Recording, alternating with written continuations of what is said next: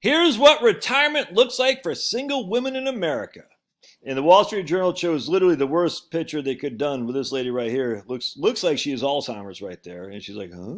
Got her mouth open a little bit, looking up at the sky. That's just sad because she's a cute lady. Look at this. She looks friendly. Why not post that picture? Or this picture? Why post this right here, Wall Street Journal? That's weird to me. But anyway, so here I saw her. This is, what's her name? Deb Hallisey. And I initially said, oh boy, kind of odd haircut, big blue glasses. Like, oh boy. But she seems like a very nice lady. She right now is 66 years old, I think I read. She got $525,000 and she spends about $30,000 a year. She was let go from her job because when her dad died, her mom is blind. Her mom needed some help, and Deb went to help her in-home health care, basically, half time to spot her full-time caregiver. And her billable hours went down as a consultant. And so they fired her. And she was angry. And anyway, her and mom kind of butted heads. Then Deb says, there's got to be a better way. And so what she's now done is she started writing a blog. And she's written 2 books. And she does some consulting on caregiving. In fact, her blog, if we can find it right here, Advocate for Mom and Dad. So she literally gave up she got fired from her career. And now, she's got, 500, it's right here. So she plans to claim Social Security in June. I think she'll be at full retirement age. And she'll use her $3,400 a month benefit for living expenses. Her goal is to leave her IRA for emergencies, including future caregiving expenses. Here's the big one. She hired a financial professional to serve as her power of attorney if she is unable. After having done that for her mother, I could not in good conscience ask a friend to do that for me. Oh, I can't stress this enough. Now, her spending is all of $2,500 a month. You can't retire on Social Security? Now, her house is paid for. Again, this idea you can't retire on Social Security is insane to me. But she makes the right move. She goes, I need to have a financial power of attorney, what I would call a durable power of attorney. You need to have one. That's the number one mistake everyone makes I talk to. I'd say 95% of the people don't. I can't say it's got to be. It should be durable. If you're on your 3rd marriage and your wife is cavorting or your husband's gambling, you probably don't want a durable power of attorney. But a durable means it's a power of attorney that survives incapacity. I'm naming Charlotte as my agent in fact right now, or attorney in fact right now. She can do whatever she wants with my money that's in my name because an IRA is an individual retirement account. A 401k is individual. So while I'm alive, she has no ownership stake in that and no way she can have access to it unless she gets a court order. A durable power of attorney gives her the access, essentially. For me, I want to grant it to her now. I want it to be active now, but also when I'm incapacitated. So durable means it survives incapacity, all right? A springing power of attorney only comes into effect if one is incapacitated, which means someone's got to get a doctor to say this guy's incapacitated, and that's not that fun. A general power of attorney stops at incapacity. So you got to kind of look at that, see what you want, but you probably want to be careful with just getting a general power of attorney because the point of a power of attorney is to provide, helps people's financial affairs when they're incapacitated. So good job, Deb, capacitated. So good job, Deb, getting that done for sure. All right, so she's going to be okay. Again, she gave up everything to help her mom, essentially. I'm not making enough to support myself, but I love it. She loves it. She said she never planned to tap into retirement savings soon, and her portfolio's gone down from $600,000 to $525,000. But then when Social Security kicks in, she's good. I'm not going to talk about her. This is Miss Marian Simpson because she has a lot of money saved up, $2 million, and she spends about $11,000 a month. But she moved from I think it was Detroit or something like that to Chicago to be closer to her daughter and grandkids. Shocking. People get closer to the grandkids as they age. People always say, we're going to retire to, Josh. I said, wherever my wife wants to, because we're going to retire where our grandkids are. That's for sure. This lady right here, and she seems like a nice lady. She retired 8 years ago when she was 41 years old. She didn't have a pot to pee in, but she said she hated her pharmacy tech job, working long hours late at night and stuff because I hated it. And then what she do, she ran up a lot of debt to kind of soothe her anxiety of her crappy old job. And then her bank foreclosed on her home and she had nothing. And she goes, screw this. I'm going to go travel. And now she saved up $100,000. And she's making six-figure income, doing a YouTube channel, writing, co-hosting events for black women, which I don't like, but hey, whatever you can do. I don't understand why we got to divide up in race. I thought there was a black guy, I think pretty prominent black guy, I could have sworn he said, judge not by the color of their skin, by the content of their character, which I thought meant we were not supposed to look at people by a skin color. But be it as it may, I mean, she can do it. People do it. I was like, well, I don't care. I find it odd how much is focused on racial stuff where I thought we're supposed to get over that. But must be your white privilege talking. Only you can say that. Okay. And wake me up when they have an article in the Wall Street Journal about how single men are dealing with retirement too. Wake me up then, because we know there's a plethora of stuff for the last 20 to 25 years about women this, women that, women this, women that. Nothing for men though. And men is a significant mental health crisis. That's just a fact. Yeah, but you deserve. No, screw that. Don't say that. Men don't deserve any more than women do. It's just a fact. But how dare men act like they're vulnerable? Men are vulnerable too. I hate to say it.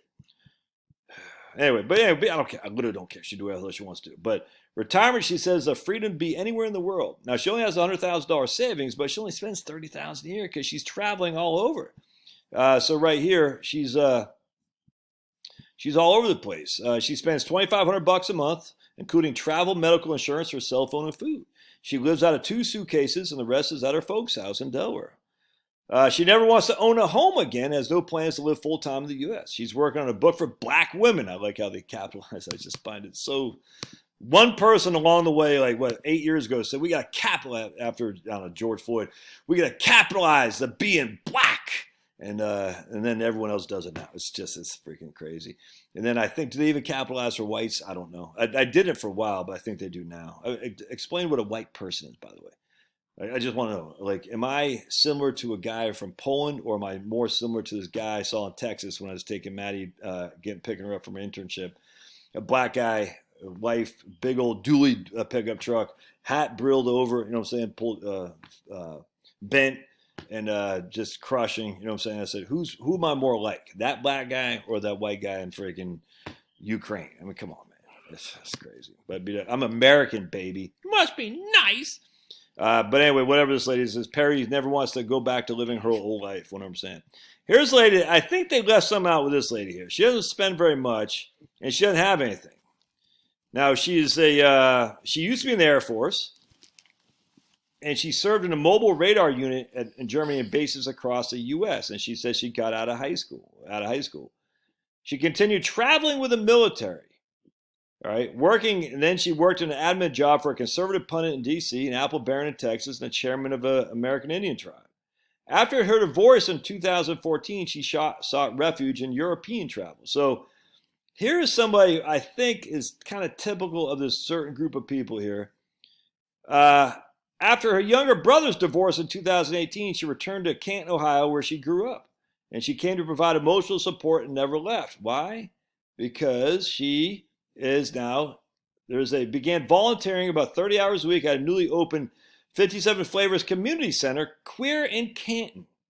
She gives tours and helps organize a cafe and a clothing donation. And then she goes, young kids usually get on my nerves, but seeing them hang out at Queer in Canton, it gives them a place to go with other kids who are different and not bullied. She earned about $70,000 at the peak of her career. She lives on her social of $1,600 plus $100 from her former spouse. Now, I don't know if she has a pension. I don't know, but it seems like she was in the Air Force for quite some time. All right, I just find it interesting that a lot of married people will turn to a certain lifestyle after they're done, and I almost wonder if it's almost like a revenge, yeah, you drove me to be this way, as opposed to that's what they are.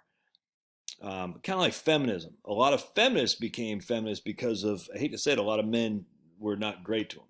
And they said, I'm going to show you, I'm going to become a feminist. And I'm almost wondering if it's the same thing here as well. I don't know. I don't care. We don't need to promote any of this stuff, though.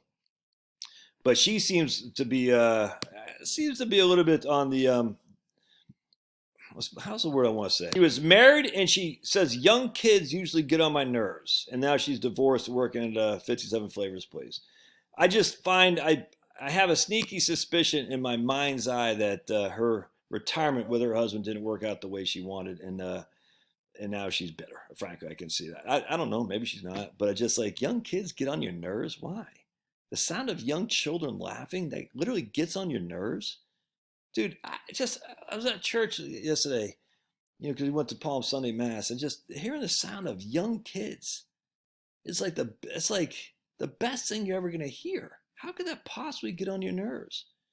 I don't get it, man. Young kid, it's weird to me. And I just said, young kids usually get on my nerves. Imagine sitting next to her on an airplane with your baby in tow. I mean, my good. I mean, when we went to about 15 years ago. We went to the north rim of Grand Canyon, and Kevin and Liam were 2 and 3, 3 and 4, 2011. Yeah, 3 and 4. And Kevin had fallen and scraped himself up pretty bad. It was like Liam, somebody, and he was crying. He was hurt. He was hurt. I think he might have been bleeding. And these two heavy-set old ladies, not even that old, but bitter women. Let's just put it that way. They're like, I heard him walking. I wish someone would shut that kid up. I said, man, what the hell's wrong with you? The kid's like 3 years old. He cut him. He's like bleeding because he fell. I'll never forget that. I was like, you are some bitter. I said, what? I yelled or I said something. What'd you say? And they just kept walking because I heard him say, I wish someone would shut that kid up. I said, man, you must be fun at Thanksgiving, you bitter old bags. You know what I'm saying? I'm not saying this lady's like that, but would you really want to be sitting next to a plane next to her? Point being is, if you have no debt, and I don't know what she's got for debt. When I read that she didn't like kids, I'm like, dude, I don't want anything to do with you. How could you not like children? I don't get it. You know what it is? It's narcissism, man. You're narcissistic. Children are taking resources away from me. They're taking away my comforts. They're taking away my resources. It's kind of like C.S. Lewis talks about the screw tape letters. The mom, I just want someone to make me the tea that I like. We can't get good help anymore. That's crazy. Anyway, the point being is no debt and a dog. No debt and a dog, and you're going to be good to go. All right, God bless. Love to your thoughts.